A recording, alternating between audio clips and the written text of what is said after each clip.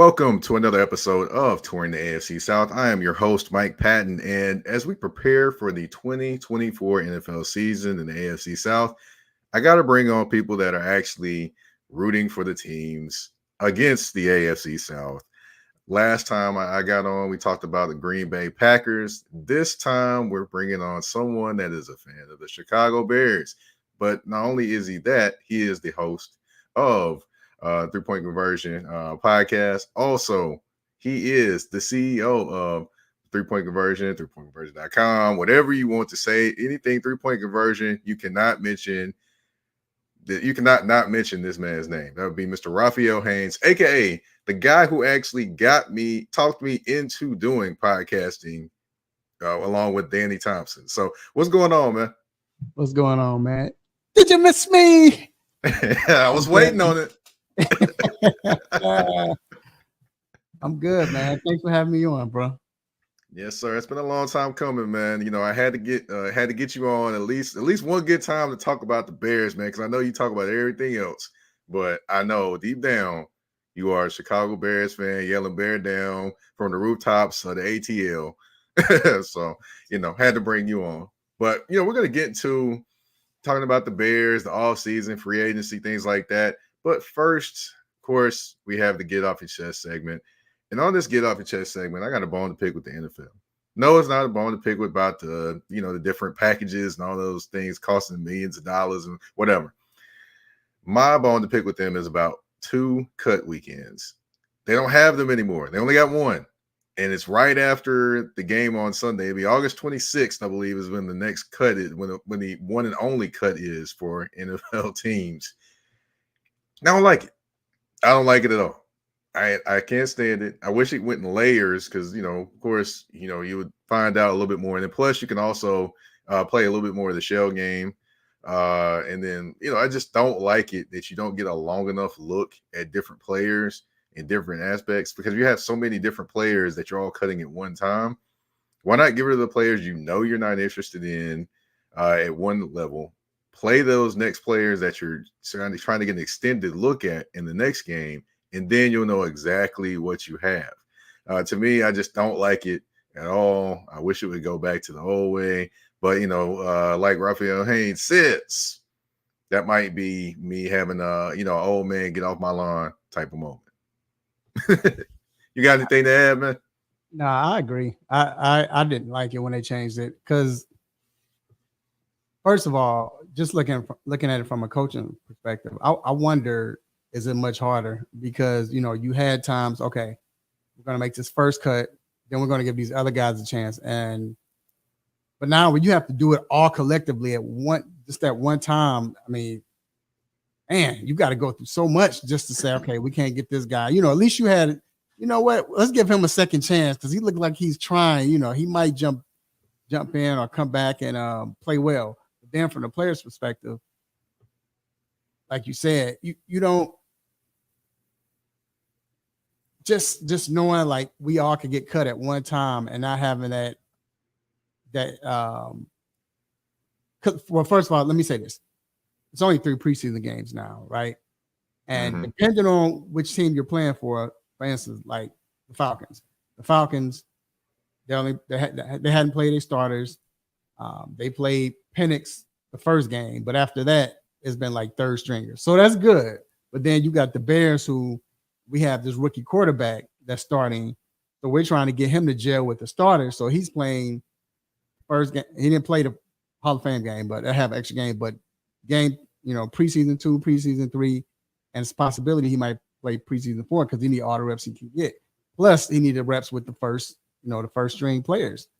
Then you got teams like Kansas City who playing Mahomes and playing their starters, which are the teams that usually go deep in the playoffs.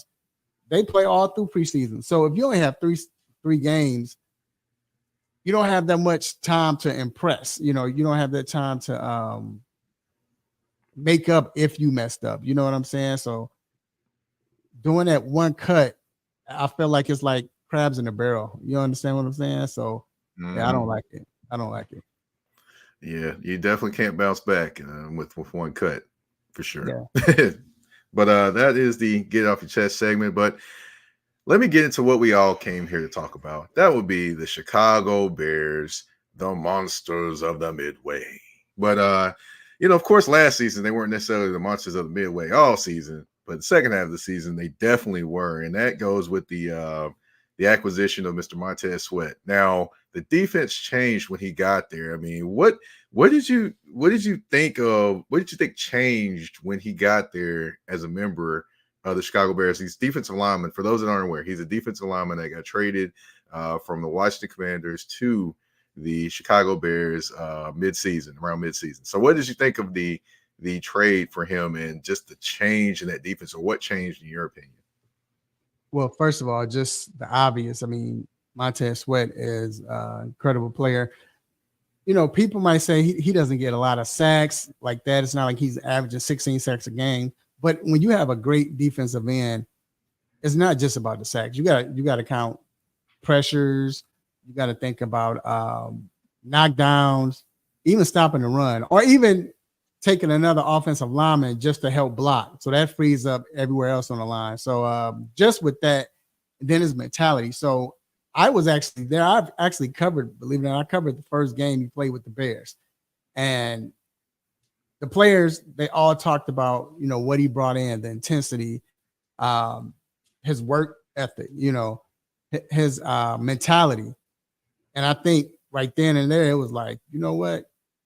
He's going to be able to create, some space for us or create lanes for the other D linemen to get in and rush. And then they saw his pursuit.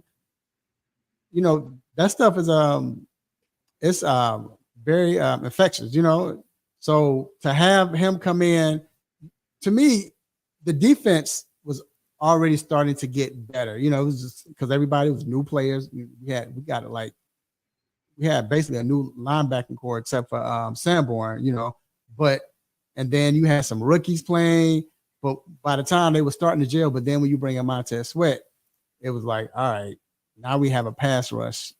Let's get it. Then the fact that when you see upper management saying, you know what, we want to build on our defense, that lets you know, like, hey, you know what, like they really believe in us, like we really could do something. So the fact that they're knowing that the upper management is trying to help their team, which in the past it hadn't been like that. So I think that played a big part as well. All right. Well, I'm already getting warnings from the touring the AFC South inbox from Mr. Vincent David Jackson. He said, Mike, be careful because Raphael does talk his Bears. This show could be 5 hours. Well, I'm not gonna let that happen, sir. But hey, we go keep it moving. But one other question, one other thing that probably changed midseason as well is maybe the thoughts of some potential fans of Eberflus, the coach. Now, before the season, halfway through the season, people were ready for him to go.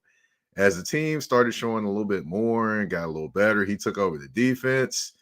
Some opinions kind of potentially changed. So what do you think kind of, did you want him going at the end of the season despite those changes? Or were you kind of like, okay, cool, let's go ahead and rock with this one more season to see what he can do? Yeah, I wanted to rock one more season because one thing about Flus that I noticed, even when the year before, when we were, what we win, 3 or 4 games, the fact that everybody, they played for him. Every game, the Bears were playing tough. We were in almost every game that year. Believe it or not, we were playing late. And it looked like we kind of like they gave up. Like the coaches was like, you know what, I hate to say that, but like we were there. The next, it's 3rd and 6 and 3rd and 5 at their 45-yard line. We run the ball, then we punt. It was like, what? So I don't know what was going on. But I said it to say throughout the game, though, it seemed like they were playing for him. They played hard. They grinded. Teams that we should have been blown out by, it didn't happen like that. Then you look at last year, yes, we start off rocky, but they still were playing and they didn't give up. Because you think a season like that, we start off 0-4. You start off 0-4, you think at this point, especially with last year, we didn't play well, and the year before last, all right, they're about to give up. And they didn't. So when you saw the Bears not give up, that let me know they like him. They something about him that they like. And I don't think we had, well, I shouldn't say we. Well, we brought me on to talk Bears. I'm a Bears fan. Yeah, say we. We, but I don't think we had the team to win, especially when Justin got hurt. Once Justin got hurt and we had to bring in the backup badge, and we still were playing, we still won some games with him. So it lets you know that they play for him. And anytime you have a coach that they play for, no matter what the circumstance is. As a matter of fact, I asked my Sweat about the difference between playing with, Chicago, coming to Chicago. What does he notice after the game? And he said the fact that the teams, they're not, of course, the season's about done. There's no way they can make the playoffs, but they're looking like we're ready to play. He said, well, most teams would be like, all right, well, just play hard as you can and don't get hurt. That wasn't mentality. It was like, no, we're going to play to win. We're going to fight for this guy. And he said when he noticed that, that's why he felt like he made the right choice. So I don't want Eberflus to go. I want to give him one more year because I think, like I said, the players play for him. Anytime you have a coach that players play for, then once you build a team like we have, so far, it could go the right way. And I think then you can start seeing teams winning and everything like that. So I wasn't ready for him to go. Like I said, I just watched the players. So I like Flus. Got you. We got Sherm Turner stopping through as well. He said, he says he's reserving all haterade to the regular season. For those who don't know, Sherm, is a Packers fan. What's going on, man? And also, definitely just to let you know, Sherm, I did do an episode on the Packers as well. That was a previous episode. If you want to catch that one, talking with Camille Davis, who actually does Packer Day. And, she does some Locked On Bucks as well podcast too. So just giving you a heads up there. So cool. You mentioned Justin Fields, and that's a name that drew a lot of claps and applause and a lot of boos and meme mugs from some people, just depending on who you were talking to. It was talked about him all season. And, of course, Caleb Williams talk was all season as well. And that was that was interesting. That was interesting. Do you agree with the trade of him this offseason that happened? And what do you just think about? Do you think they really actually tried to support him as the quarterback in Chicago during his time? So you got to look at it like this. The difference is when he came when the organization was like, you know what, they drafted him. And we had Poles as the GM, and we had, I don't even want to say his name, but Matt Nagy as the coach. They were going through a transition, and Matt Nagy didn't want to play Justin Fields. I don't even believe that Nagy wanted to draft Justin Fields. But that's what, not Poles, but Ryan Poles. That's what he wanted to do. So when it happened, we were going through that year where we weren't good. He came in happy. Then the next year, when he played, I think that was Eberflus' first year. And that's when our GM, I think that's Ryan Poles. I forgot the past GM, either or, but that's when we brought in Poles, our GM right now. So now he broke up the team. So we had to go through the year to get to where we are now. So we had to let go of all these big time players, Roquan. We had to get rid of Khalil Mack. We had to get rid of all our good players, to get our cap to where we could spend money. Mm-hmm. So he had to go through that. I don't think it was, we're not looking out for Justin Fields. No, because the next year we did bring a DJ Moore, and then we did draft an offensive lineman with the number one first pick. So that meant they were trying to build for Justin. They invested a little bit in Justin. It just didn't work out. And with Poles, he's like, look, this is not my guy. I didn't draft him. When I came, he was here. It's either Justin or my career or my stint with the Bears. Let me go ahead and get this quarterback. So I don't think it was that they didn't try to do anything for Justin. I just think it was that weird period where it was like tough luck. Like I said, Poles came in. He gave him a wide receiver, gave him an offensive tackle. It didn't work out. And he only had that 1 year. So it was like, all right, let's go get Caleb. So, I wish Justin could have played in this offense as well. But again, I understand it. So I don't think they did Justin dirty. And then the fact that they let him go to where he wanted to go, which is Pittsburgh, where they probably could have got a better offer in Atlanta or anywhere else. So I don't think they necessarily did him wrong. I just think it was just circumstances of what was going on at that time. Got you. Well, Sherm thinks differently. He's in the inbox. So on a national scale, well, in some senses, on a national scale, Justin took all the blame, which I agree. He did take a lot of the blame. Yeah, I do too.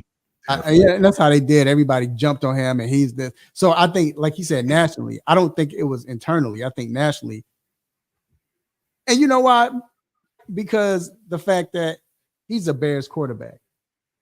When Jay Cutler came to Chicago, Jay Cutler ruined it for all Bears quarterbacks. Because now, beforehand, even though we didn't have good quarterbacks beforehand, before Jay, no one really talked about the Bears and talked about the quarterbacks, anything. It was always about the defense. When Jay came, he was the first polarizing quarterback we had since Jim McMahon.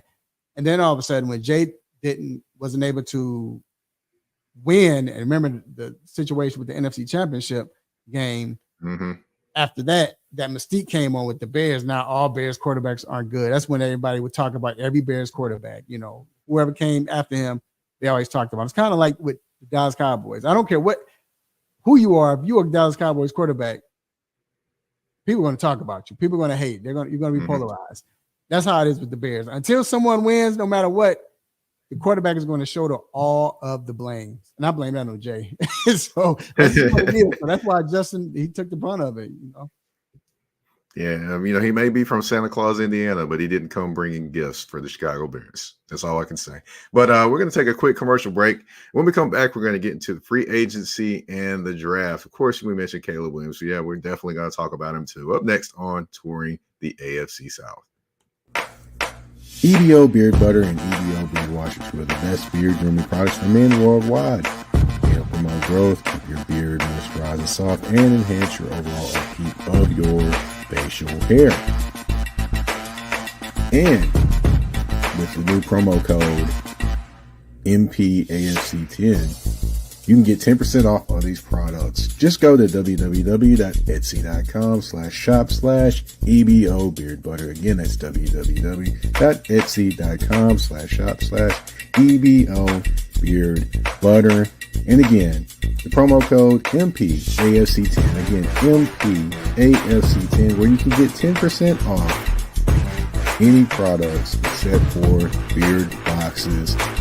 So treat your beard better today by going to get this the EBO Beard Butter and EBO Beard Wash.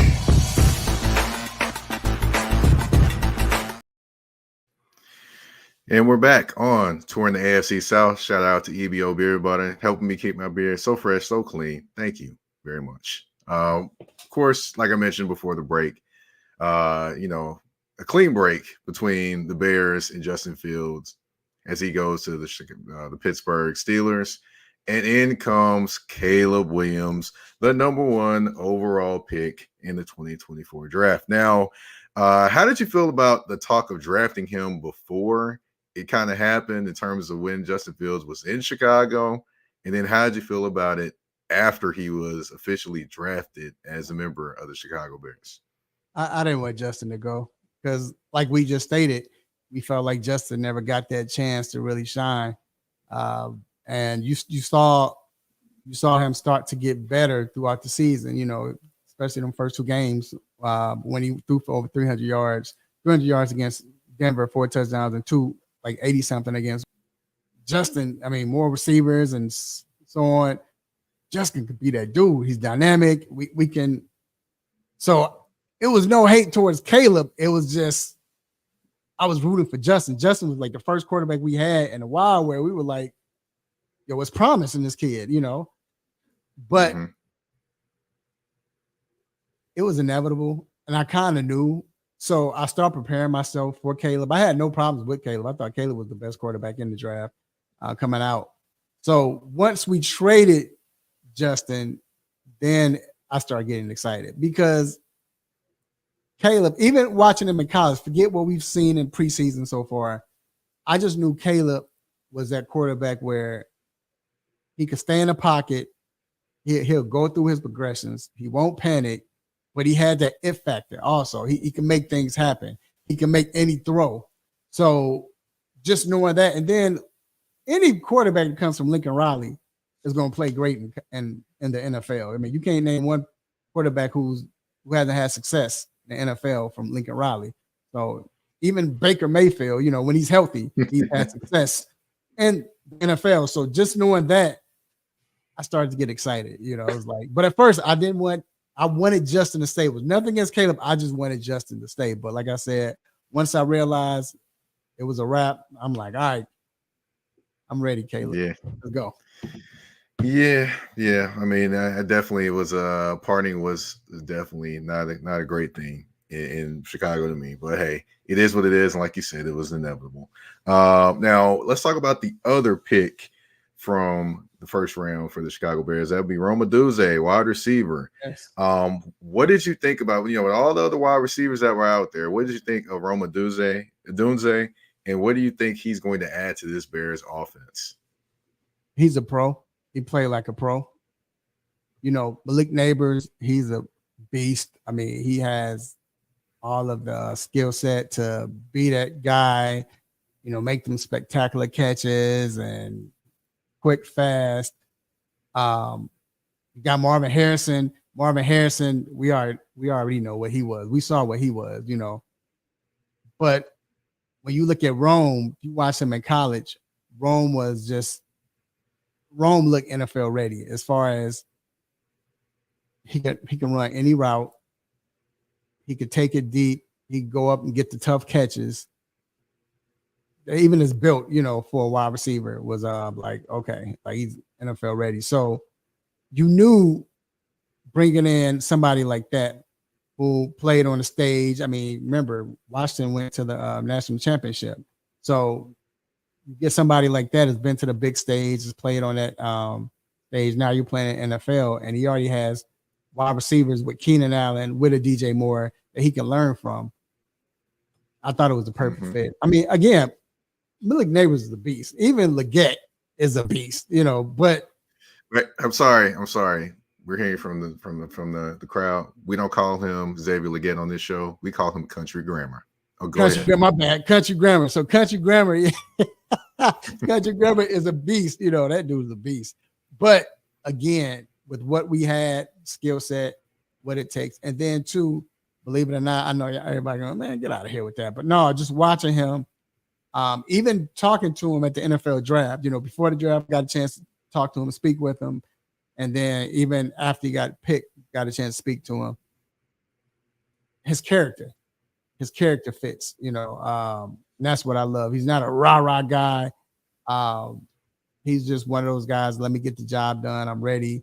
And I know sometimes you want your receiver to have that wide receiver attitude, but I just think it didn't fit with playing with Caleb Williams, you know, and who else we have. So I think it was a perfect match, man. I'm excited. We saw what he did this past Saturday, so I'm excited. Yep. Definitely two good additions and two good exciting additions. And you know, I'm definitely interested to see, you know, if he can take the top off the defenses as well. So that's going to be something to watch as well, as we're joined by Mr. Danny Thompson in here, and he's basically saying we're having a whole Bears mini series on this episode, which, you know, this show is definitely about the Bears and talking about them versus AFC South. So he is partly correct. So going on to the next thing I had to ask you about. Now, you know, they did have a few other draft picks as well. They had 3 other draft picks. Did you have any one of those in particular that you thought about? Like, I'll give them to you right here. In the 3rd round, he had Karan. I'm gonna butcher his last name.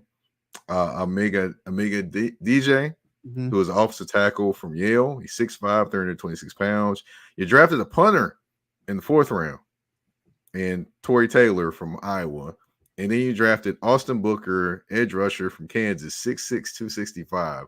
So do you have any thoughts on any of those guys, or any kind of things you're looking forward to from any of those guys, or just you're like, okay, cool, those are guys potentially make the roster? Well, when we chose the offensive lineman with the alphabet last name, I thought he was cool. I liked him. You know what I'm saying? I was like, cool, we need an offensive lineman. That's good.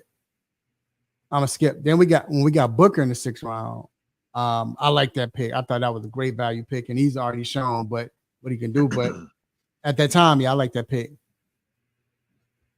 We picked the punter. I'm like, what the heck? I'm like, bro, what are we doing? Like, dog, we only got 4 picks. But I had to dial back because every move Pose has made sense.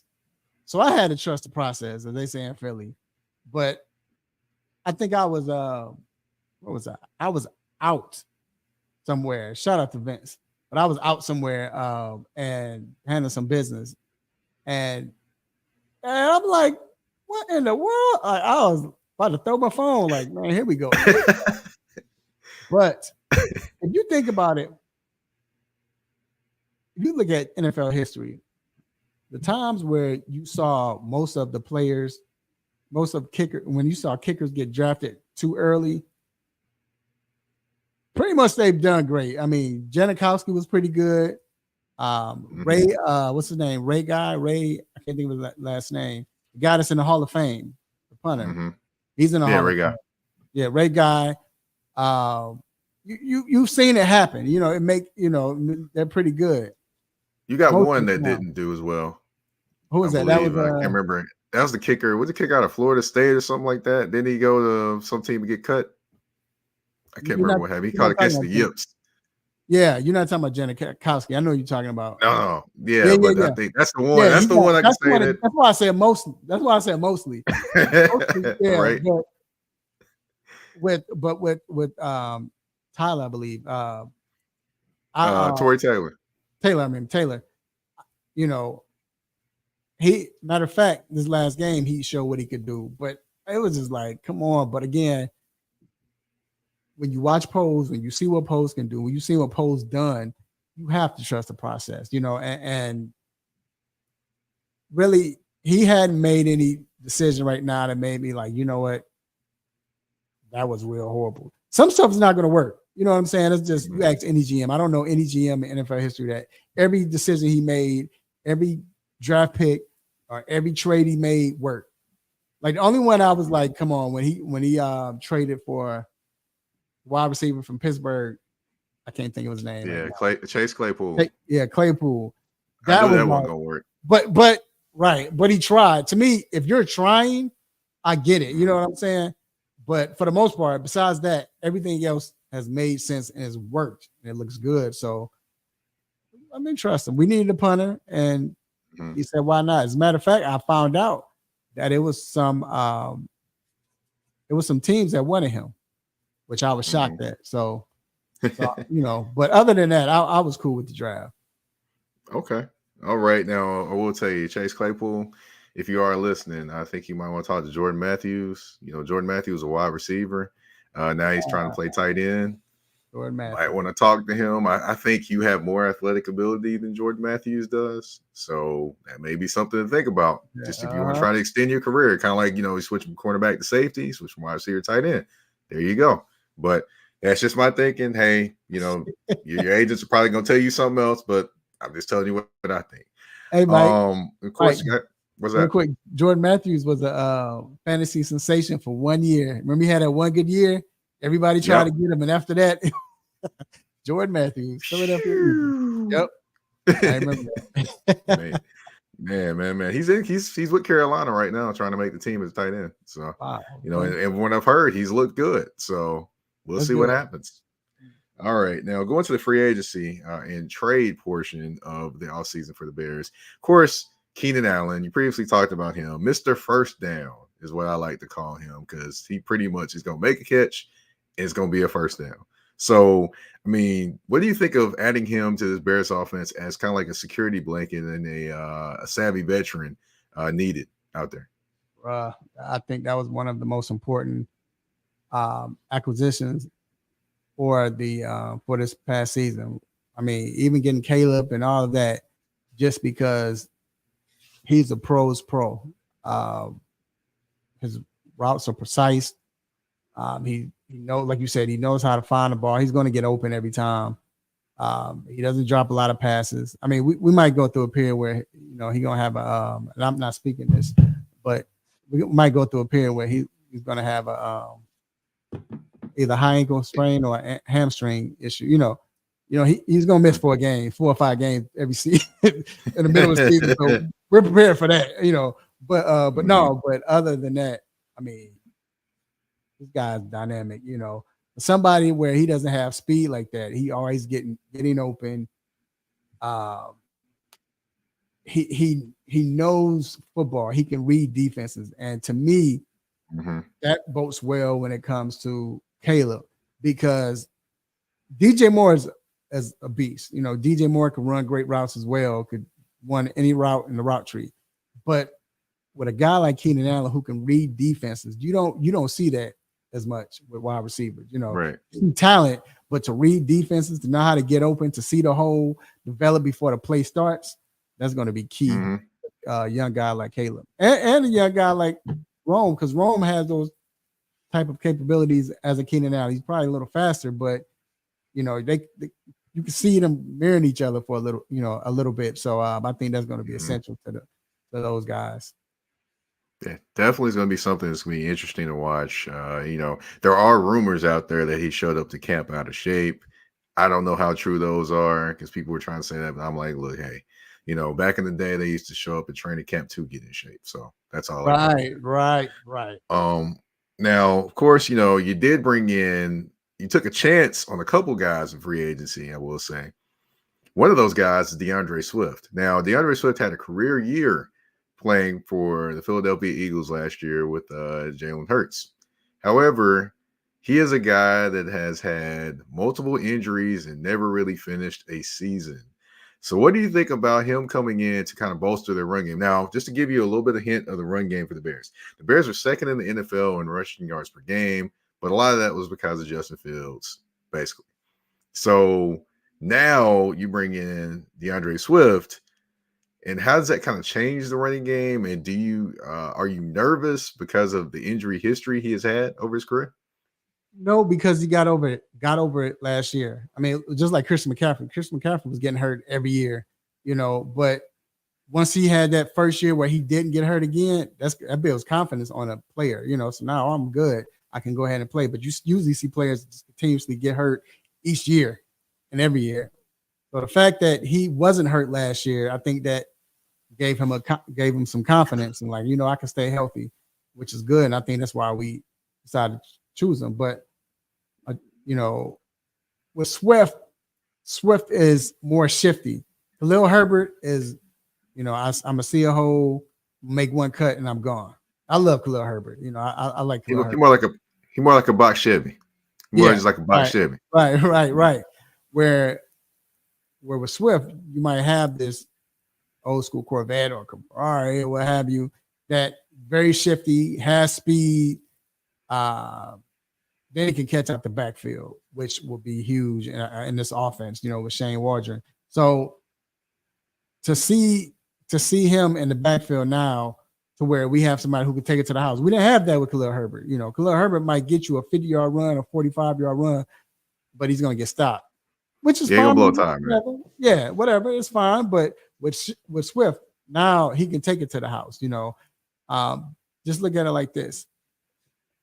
With Philly, Swift numbers were very good, right? Just think if they weren't doing that push tush, he would probably have like 6-7 more touchdowns added to his stats, you know, to his stats. So I like what we got. Yeah. I mean, and then like I said, the contrast between him and Khalil Herbert is going to be great. So I'm happy, man. Like I'm ecstatic for what we have. Okay. All right. Now, the last guy I want to mention, he definitely is very well known, especially here in Tennessee area, but throughout the AFC South. That would be Mr. Kevin Byard, the veteran safety. They brought him over from Philly as well. You know, definitely didn't quite end the season as well as you would like in Philadelphia. However, he was a veteran leader and a guy that I've personally talked to multiple times. Great guy, great leader. What do you think of his prospects in terms of adding him to a secondary that maybe needs a little bit more support in the veteran leadership at that position? Perfect. Like you just said it. Perfect. We let go of Eddie Jackson, and now we have another guy that has that veteran leadership or can provide that veteran leadership. And he can make plays as well. But for that secondary, because it was certain times where we made mistakes, and I didn't think, like I said, I think we could have been better. I think we have a very good secondary. But I mean, you look at now, we have with Jaquan Brisker. I think he's an upcoming safety that's going to be great, but I think what we can provide with Brisker, what he can provide for Brisker is the fact that because right now, like we talked about yesterday in Falcons camp, the safety position is not like it used to be. Mike, you remember before you had a strong safety and a weak side safety, free safety. The strong safety was the hitter. That was the guy that's going to come in and, get a devastating hit. You know what I'm saying? Stop the run. Right. Where the free safety was the guy that was roaming, make the plays and all that. Well, now you don't have that because of the passing game. Now you have two safeties. You should have two safeties that can do anything or play everywhere, in that backfield of defense. So Byard comes in. Now he can go ahead and help Brisker with that, even help the cornerbacks. And, as far as, all right, I need you to play right here.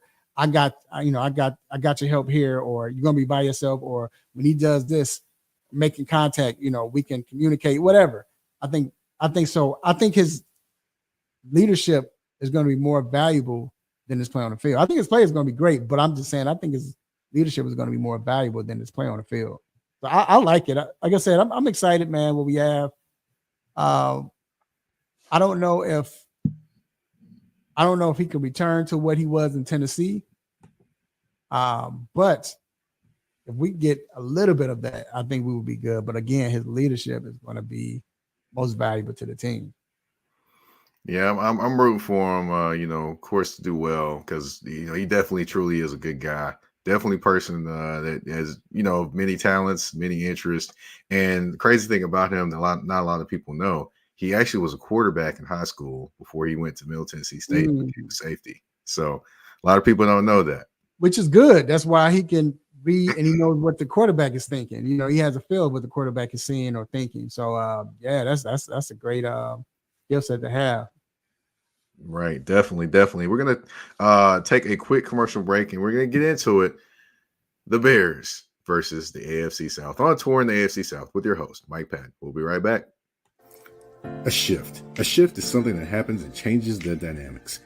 And that's what happened when Garrett Logistics was born. After 10 years as a sales pro in the logistics world of sporting goods, John Garrett decided to pivot to the world of freight and start a brokerage. So you're saying to yourself, why trust Garrett Logistics? Well, Garrett Logistics helps shippers improve overall workflow, along with increased on-time pickup and delivery percentages. Last-minute loads, multi-drop pickups, and more are part of the services with Garrett Logistics. They're available Monday through Friday, 7 a.m. to 6 p.m., and Saturday, 8 a.m. to 12 p.m., all times Central Standard Time. So give them a ring at 615-400-8484. That's 615-400-8484, or you can email them at john@garrettlogistics.co or visit their website at garrettlogistics.co.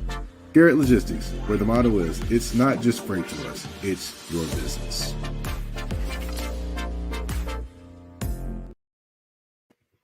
All right, and we're back on touring the AFC South. Like I mentioned before the commercial break, we're going to get into the Bears versus the AFC South.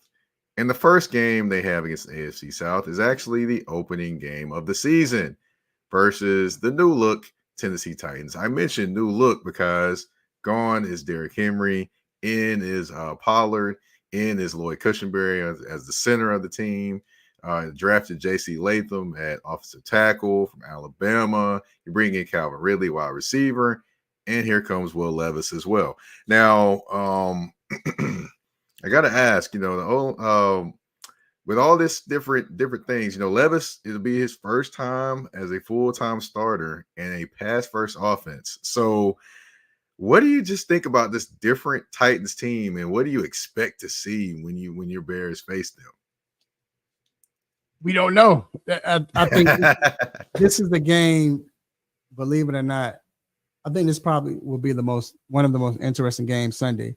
Not because I'm a Bears fan, or you might think Chicago Bears with Tennessee Titans, but I'm saying it from the fact that you have two teams that have basically, Levis played last year, but this is first time starting the season. You have new offenses. You brought new offensive coordinators in, new personnel. So we don't know. Can Will Levis, he showed us a little something. Can Will Levis play? Yeah, he showed a little something last year, But I just wonder, my thing is, I know you have training camp, but have they played enough to get on page from the start of the season? Like, I thought they should have played last year. I know with these major injuries across the NFL, a lot of teams were like, let's chill. I don't want to get hurt.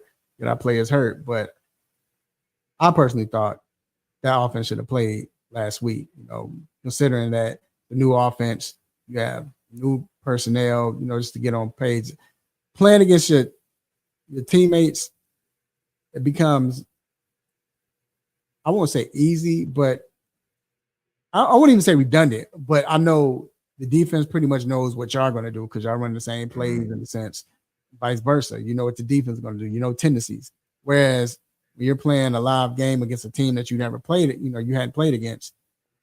Now, all that stuff matters as far as communication, what route to run, snap count, just, defense or offensively. But with Levis and Calvin Ridley, it could be dynamic, but at the same time, we don't know. I mean, we saw Calvin Ridley. I don't think I expected Ridley to have a better year in Jacksonville last year, and he didn't. He showed signs, but he didn't have it like I expected. I think most people expect him to have a great year last year. Now you bring in Will Levis, a young quarterback that doesn't have that much experience.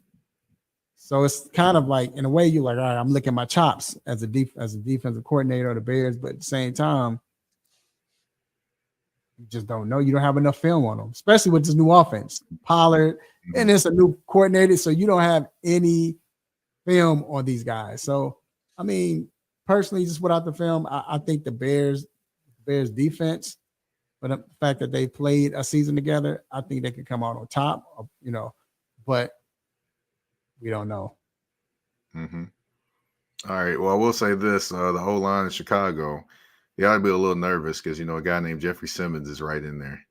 So you're going to get your first look at what this Chicago Bears offensive line is going to be versus one of the best interior defensive linemen in the NFL, and potentially seeing a young rookie in T'Vondre Sweat that might get some action in there too. So with those two big guys in there wrecking shop, I mean, does that make you a little are you excited to see the progress or see where the Bears offensive line is first game out against these two behemoths inside? Yeah, first of all, I'm glad it's the first game of the season. Yeah, I am, because this will be a tough matchup. I love my line. I love Darnell Wright. I think he's going to be a star in this league. So I love Darnell Wright, my tackle. But yeah, it'll show not only for the offensive lineman, but even for Caleb, because it's different now. When you're blocking, and I've asked offensive linemen this all the time, is it a difference when for a quarterback who likes to run versus blocking for a quarterback that stays in the pocket? Because this quarter, I mean, not saying that Caleb won't get out the pocket, which we saw Saturday, but for the most part, he's more patient in the pocket than a Justin Fields. With Justin Fields and the skill set, he's going to be ready to run. So just knowing the fact that, hey, I got a quarterback who's going to stay in the pocket, it might be easier to block. It might be more strategic to block a certain way. But when you got these two beasts is coming, and the defensive line just as a whole, it'll be a test, man. I mean, advantage definitely goes to Tennessee, but it'll be a test. I mean, we'll see. This is the second year that pretty much the line is intact. We added another lineman, but we'll see. But yeah, if it's one thing in this game that makes me nervous. Got you. Well, another thing that might make you nervous is L'Jarius Sneed and Chidobe Awuzie. Those are the two corners for the Tennessee Titans. Last year, of course, they didn't have these guys, Right. and their pass defense was pretty suspect. So, which matchup are you looking forward to most? Snead versus potentially DJ Moore, or are you looking forward to seeing Jalen Johnson versus Calvin Ridley?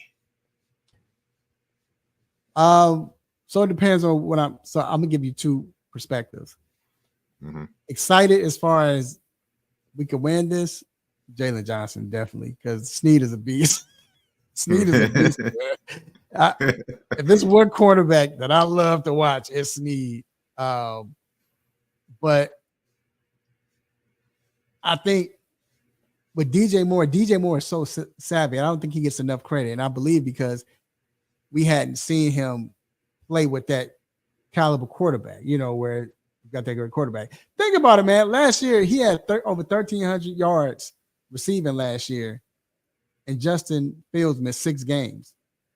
Just think about that. We were playing with a backup rookie.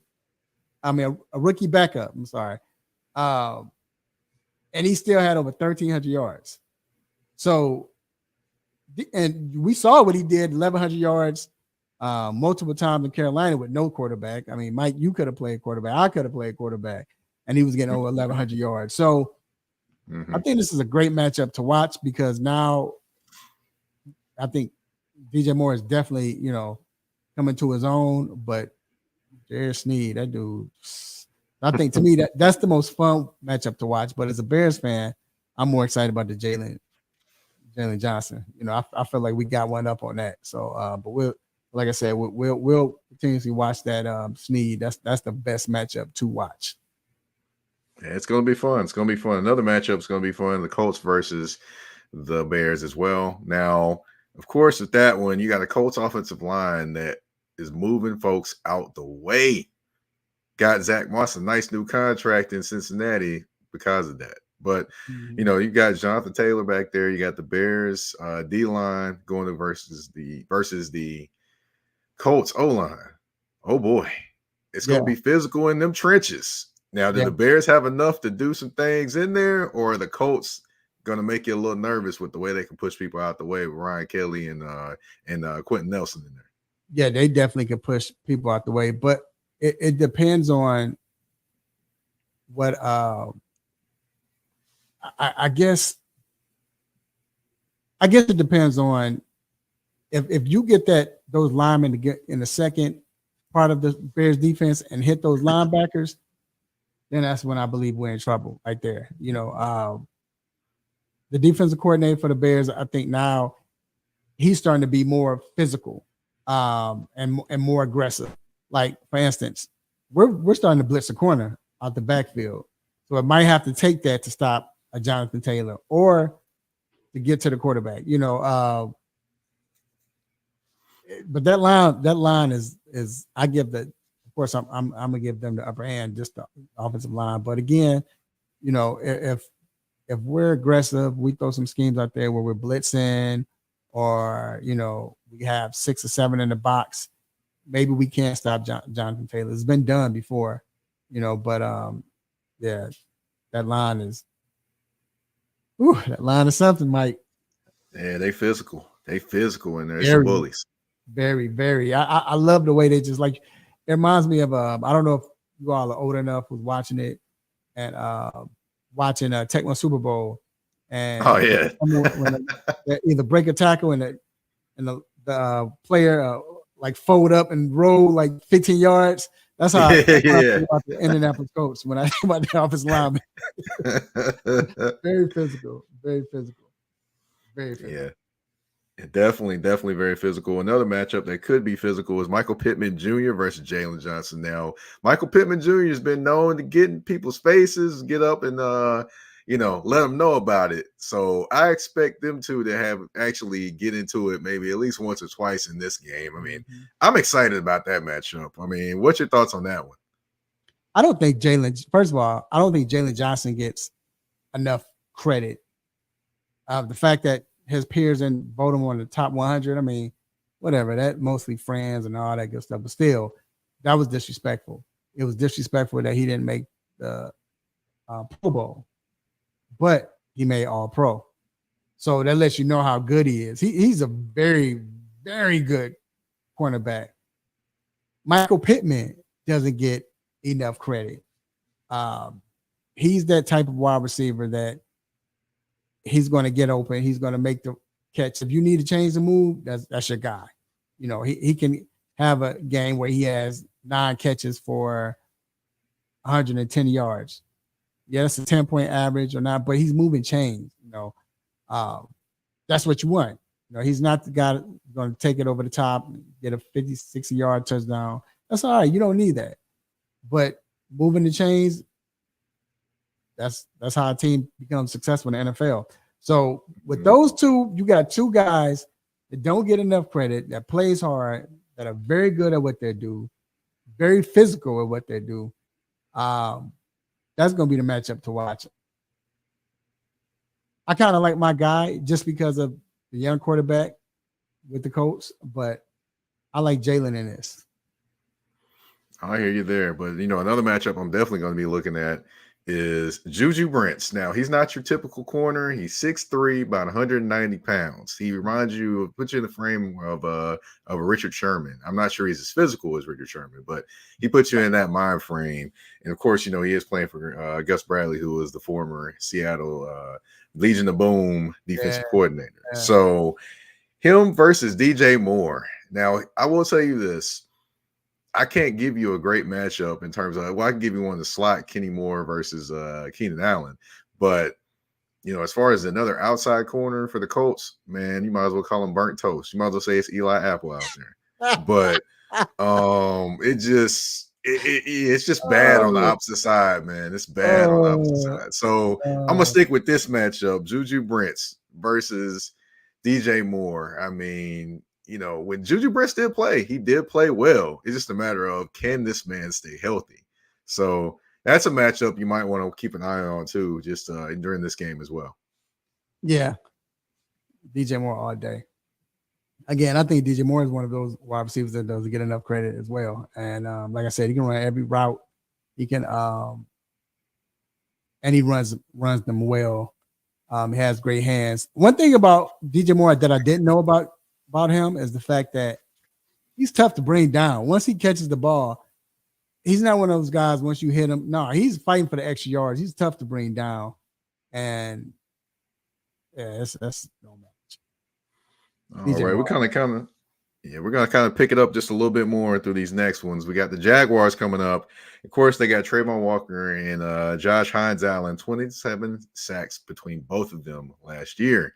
Against your edge, against Mr. Wright that you mentioned, and those tackles for the Chicago Bears.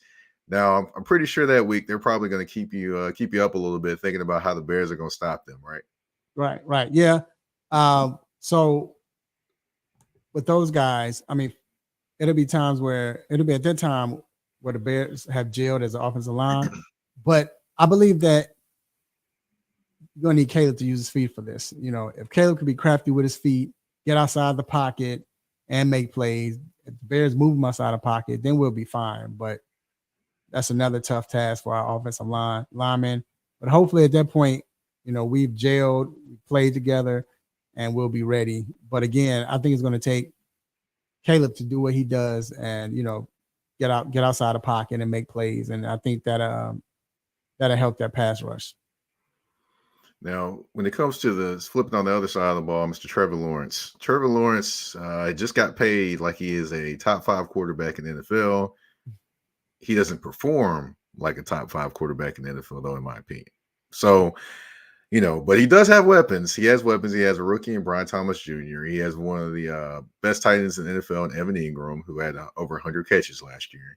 He has Christian Kirk as a wide receiver. He has, he has Gabriel Davis, which I like Gabe Davis, but, you know, I call him Mr. Inconsistent because, you know, he'll show up one game and be huge. And next game, quiet as a mouse.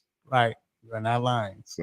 So with these weapons that he has, you know, I'll throw in Travis Etienne as well because Travis Etienne is a talented running back. With these weapons that he has, does it make you a little bit more nervous that he's got so many guys to spread the ball to? Or, you know, are you more concerned with getting to Trevor and kind of getting him off his spot? No, I think we need to get to Trevor. They have a lot of guys, but again, our defense. I love my defense. I love my secondary. I mean, we have the type of secondary that could come in and guard. Our safeties can guard a tight end. We have Tyler Gordon, our nickelback cornerback, is one of, I think, developing one of the best nickelback cornerbacks in the game. I think he's headed towards a guy from Indy that we mentioned. I can't think of his name right Kenny now. Moore. Kenny Moore.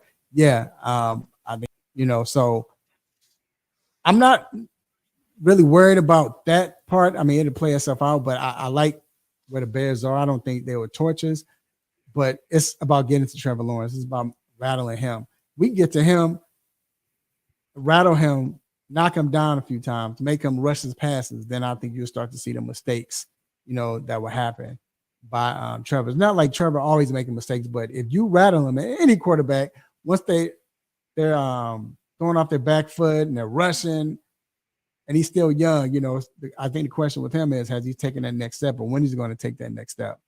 So he's at that point where quarterbacks usually take that next step in fourth year. So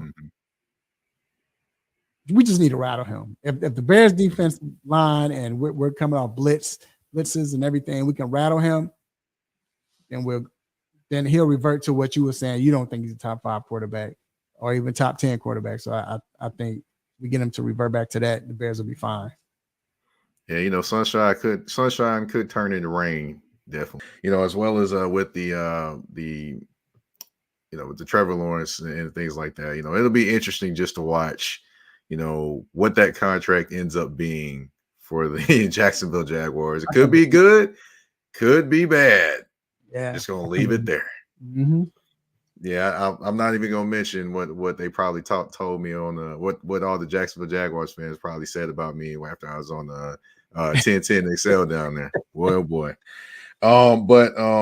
Switching over, we got to talk about the best team in the division. That would be the Houston Texans. Of course, they have Stephon Diggs, they've got Nico Collins, they've got Tank Dell, they've got Joe Mixon, and they have Mr. CJ Stroud. Boy, oh boy, a lot of sleepless nights are going to be had by Chicago thinking about this offense. Now, what would be this offense? Do you try to stop the pass, load up on that, try to make them run the football? Do you load to stop Joe Mixon and force him to pass all the time? What would be your thoughts on how to try to stop this offense? You have to stop the pass. You can't get CJ Stroud going. You have to throw blitzes coming from every angle just to throw him off. You have to, because you have to put him in long and like third and long situations. Stop the run first. They run the ball. Make sure, it's not a 2nd and 5, 2nd and 6 where they have options. Keep it where it's 2nd and 8. So then if they want to pass and you get a sack or whatever, or even incompletion, it's long. So now you can prepare for the pass, but this team is loaded. I would say on how to stop it, if we can get Jesus and pads and play, because that's the only way we're going. This team is loaded. Mike, when the last time we seen a team loaded like this? Well, I'll give you one, but it ain't gonna be a good one. That would be the Eagles. Remember they had the team that had Vince Young as a backup and all those pieces they had. That didn't go so well, did it? I would even say the coach in a sense, but your third and fourth wide receivers weren't like that. That's why I said I don't think it's any team in the NFL that we saw that had your third and fourth wide receivers that good, and you got a very good running back. Now I will tell you, I am picking with you, Texans fans that are listening. I don't think the Texans will be like the Eagles were that year. No, they won't. But no, I think they're probably going to get at least 11 or 12 wins. I think they will. Hey, what if Vince Young call them? They would have. But the dream team, the dream team, yeah, the dream team. Yep. I was like, Vince, why did you curse them out loud? Why did you curse them out loud? But you did. But hey, it is what it is, and that's what happened. But yeah, as far as flipping over the defensive side of the ball, Texans versus the Bears offense. The one thing about the Texans, they're good at different levels. Now I know they have an injury they're dealing with Christian Harris right now, but the interior offensive line, especially with Danico Autry being suspended right now, that's a question mark. And I would not be surprised if the Bears try to run the football on them, Mr. DeAndre Swift. So could this be the DeAndre Swift game where he gets going? Yeah, it has to be. Then you have to beat them at screen passes. You have to keep them guessing, but you need Swift to have a big game, run up the gut, because still, as a pass rush, Texans are still good, very good. Mm-hmm.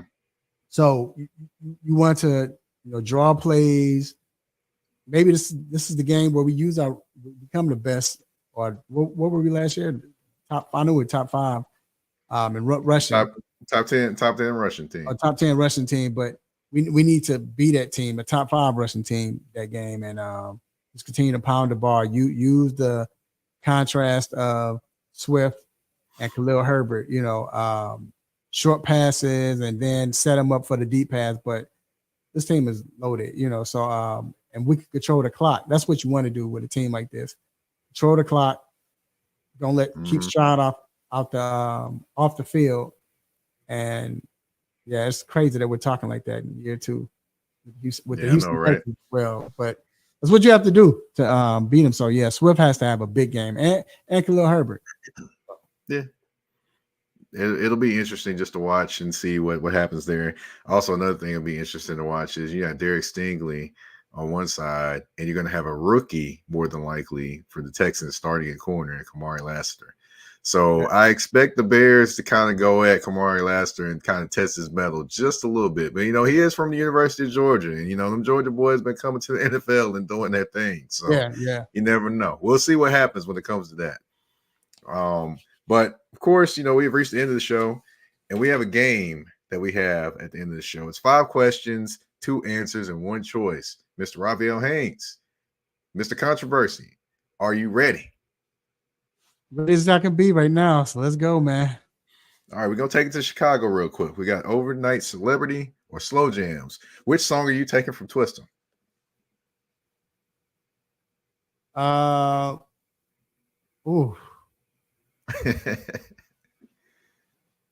He killed Slow Jams. Overnight Celebrity is one of my favorite though, but he killed Slow Jams. I gotta go with Slow Jams. He murdered that. He murdered that. And honestly, I felt like that was the opening for Twister to the rest of the world. I mean, I know you had certain songs if you were a Twister fan, but for the most part, that was like me coming out party. As far as like, oh, this dude is really nice. But yeah, he murdered Slow Jams. Yeah, I still remember him with Do or Die and Poe Pimpin'. Man, that song right there was classic. Still classic. What? Yeah, classic. That was. Well, I say a lot of people don't know that, So, but I think Slow Jams is the one that got him on the map with the rest of the United States. But yeah, he murdered that. Okay, next one: Garnett's popcorn, or was it Garrett's popcorn or deep dish pizza? Which one is more overrated to you? Overrated? Yeah. None. But if I none, it's definitely not Garrett's popcorn. I think, yeah. I have to choose, Mike. Since you making me choose, it has to be deep dish pizza because that's more of a preference. Some people don't like. They might say it's too much on that pizza, and you just made me hungry. But they might say it's too much on that pizza and everything. But Garrett's popcorn. What? Yeah. How you doing it? Yeah. Hey, oh, trust me. I brought back a whole bag from NEBJ. Brought back a whole big old bag. When your fingers are orange, you got that orange color on your face. Oh yeah, what? Come on, man. Right. Come on. Yes. All right. You have to cheer for one team. Is it the Packers or is it the Vikings for one day? That was so easy. I'll never cheer for the Packers. I hate the Packers. I hate them. Never. I would never forget that time when we had to play. The Packers had to play the Vikings, and if the Packers won, they would Bears would get in. But if the Vikings won, Vikings were getting it, and the quarterback was I can't remember his name. Number 7, he wasn't good at all. Not Tavares, but I forgot who it was. But either or, and that was the game where Adrian Peterson was trying to get the 2000, trying to break the record, Eric Dickerson's record. Last game of the season. All the Packers had to do was win. But Aaron Rodgers, everybody healthy. So we had to root for the Packers, and they lost. I hate the Packers. Never root for them. Never. Never. All right. Now, definitely we're going to the get off my lawn part of these questions. What annoys you more in NBA basketball? The tons of threes being shot in the game, or big men camping out the 3-point line shooting threes? Oh, that's a good one. I would say the 3-point. I'm not mad at the big man for having that skill set. So yeah, you want to get your tail in the paint, whatever, but I'm not mad at that. But it's the volume of 3-pointers being shot, because that's all you got. People who shooting threes that aren't 3-point shooters. You know what I'm saying? Like Steph is a 3-point shooter. Cause get off the lawn. We grew up, we had 3-point specialists, you know what I'm saying? Shooters that are specialists, 3-point. Man, Craig Hodges, man. Yeah, Craig Hodges. Right. You had all these type of Craig guys. Elo. Steve Kerr. Dale Curry. You had these guys who were specialists. But now everybody wants to shoot threes. Everybody feel like they can shoot threes. And my thing is, if you can't make free throws, you shouldn't be allowed to shoot 3-pointers. Like, that's a big pet peeve, but I can't stand it because they'll shoot threes at the wrong time. Now, if you're taking a good 3-point shot, it's a pass and you open at the corner, you shoot it. That's cool. When you come down to 20 seconds left and you shoot a 3-point in somebody's face, 35 feet, it's like, what are you doing? Why? Or a fast break. Don't get me started, Mike. Yeah, 3-point shooting. I go with that. Oh, I knew that one would get you started, but the last one. You got to pick one running back. Are you going to pick Barry Sanders or Walter Payton? Sorry, Chicago fans, but I'm picking Barry Sanders. He's my favorite player of all time. Man, I used to watch tapes. I used to record him. And, back then you could do slow motion on a VCR, man. I would just study his moves and watch his moves, man, and see how he does that. Yes, I love Walter, but Barry Sanders is my favorite, the best running back ever. I love Barry Sanders. That's my dog. So Barry Sanders, easily. All right. Now, Chicago, when Raphael steps off the plane, just don't curse him out. Let him walk around the city. He just stating who he like. Don't curse him out now. But you know what? it's funny because Chicago fans, they'll be like, what? But they'll give me a pass. I'm like, it is Barry. If I would say any other running back, I would get cussed out and beat up. But the fact that it's Barry's like, all right, man, you tripping, but we'll give you that, But yeah, but it's Barry Sanders, man. Greatest. All right. Well, 5 questions, 2 answers, and 1 choice is over. You're off the hot seat. We have reached the end of the show. Mr. Raphael Haynes, thank you for coming on the show. Thank you for actually continuing to talk to me about doing podcasting. And I mean, I'm almost to 300 episodes now doing podcasting. So crazy how that happened. But you got the stage, man. Let everyone know where they can find your show, they can find your work, your writing, covering the Atlanta Falcons now. Let everyone know, what all you want them to know about you. First of all, Mike, appreciate you for having me on the show, man. And yeah, I'm very proud of you, bro. Very, very proud of you. It was long overdue. We kept Danny Thompson as well. We kept saying, hey, get your show, man. So to see you do this, and I think the most, and I'll get to it real quick, the most important part of this and the part I'm most proud of is the fact that your consistency, you continuously do it. And I love that, bro. So keep it up, man. Like, you've inspired me, believe it or not, so keep it up. I'm so proud of you, dog. All right. So you can reach me. So I've changed. I used to be Mr. Controversy. I'm Mr. Controversy when I do my show. My show is every Wednesday night. Go to the 3-Point Conversion Facebook page, the 3-Point Conversion YouTube channel, also the 3pointconversion.com. It'll be streaming live every Wednesday at 7 o'clock. Also, you can find me on social media. Now it's just put Raphael Haynes or R.A. Haynes. And yeah, you'll find me on all social media platforms. The 3-point conversion, as you see it at 3PTCNVRSN, you put that in. We're on TikTok. We're on everywhere, everywhere. Subscribe to the 3-point conversion page, YouTube channel, like the Facebook page. We have updates. We cover, I'm personally covering right now with a company, but I'm the ones covering the Atlanta Falcons. We have Cortland Griffin. He's covering the Tennessee Titans for us. We cover the Atlanta Hawks. We cover Cleveland Browns. We cover, about to start covering again the Jacksonville Jaguars.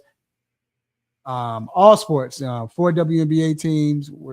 Baseball. We're all over, man. But like I said, make sure you cover us. Hey, our slogan is where fans' opinions matter, and we really do mean that. So again, appreciate you, Mike, man. I love the show. I had fun on the show, bro. It was so much fun.